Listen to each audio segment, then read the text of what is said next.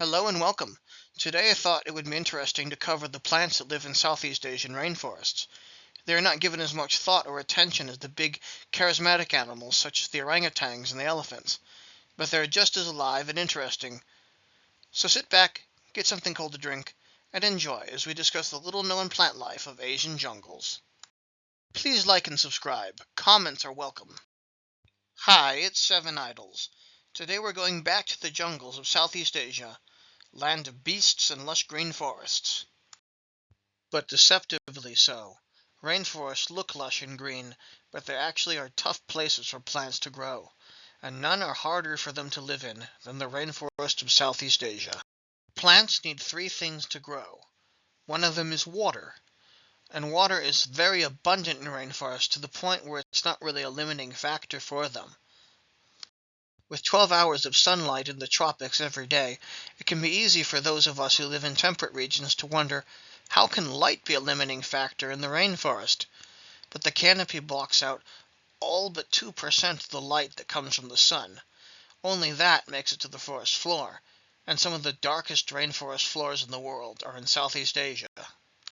Plus, the rains wash away all the goodness in the soil in most rainforests, but the rainforests in Southeast Asia are especially heavy, meaning that these are some of the poorest soils of any rainforests in the world. Most of the forests in Southeast Asia are dominated by one family of trees, the dipterocarps. These huge towering trees pump toxins into their leaves and do not produce any fruit. This is why orangutans are solitary, why they have orange fur.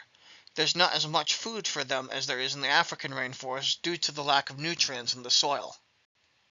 But Seven Idols, why would a lack of nutrients lead to red hair? Well, as it turns out, with human populations that have suffered nutrient deficiencies, this is a way that they've learned to cope. The population develops red hair, which requires less nutrients to produce. This is why orangutans are red instead of the black or brown hair that we see in gorillas and chimpanzees, and why they have to be solitary. There's not enough nutrients in their food to be able to justify living in large groups. These selfish giants, the dipterocarps, dominate these forests in a way not seen in other rainforests.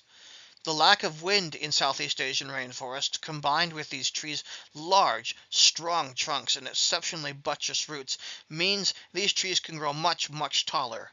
The tallest tropical trees in the world are in Malaysia. They fruit only in dry years, and they release large two-winged seeds. These seeds look like maple seeds in the temperate climates. Interestingly, a single grove in Borneo or Sumatra could contain hundreds of species of dipterocarps. The species richness of the dipterocarp family is astonishing. But, as mentioned previously, they don't produce fruit. The seedlings they do produce are food for many animals, including bearded pigs, which are happy to consume all of the seedlings in one go. Thus, the dipterocarps release their seeds only during dry El Niño years in huge numbers to ensure some survive. Those that do can live on the dark forest floor for 15 years. Southeast Asian forests are the darkest in the world. The seedlings need an older tree in their proximity to die, to fall to the ground due to a storm or to wind, so that the seedling has access to the light above.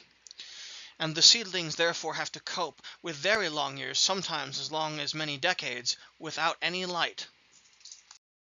Light is one of the scarcest resources for plants in these dark forests, along with nutrients.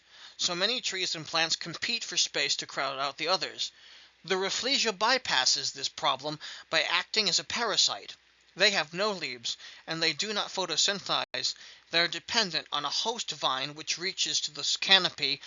By living as a parasite, they avoid direct competition with the selfish giants.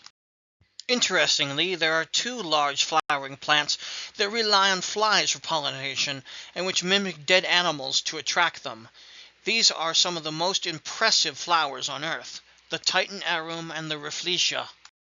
Southeast Asia is the center of pitcher plant biodiversity. Carnivorous plants are common in Sumatra and Borneo.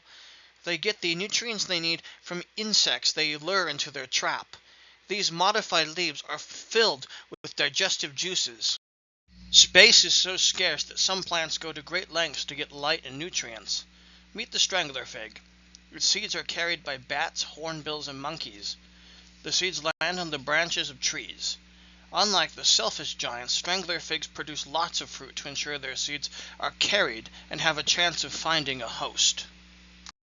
The seed grows into an epiphyte, and they eventually live high up in the canopy, sending their roots downward to the forest floor. These roots give the plant nutrients and water. Now that they have everything they need, they grow around the trunk of the tree and suffocate it. The tree eventually dies and leaves a hollow space inside.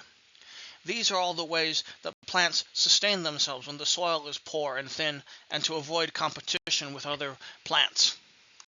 Thanks for watching, everyone. Next time we're going to look at the gliding animals that are so abundant in these rainforests, and look at why the rainforests of Southeast Asia sustain so many gliders. Until then, have a good day. A big thank you to Punky, who provided many of the pictures that were used in this video.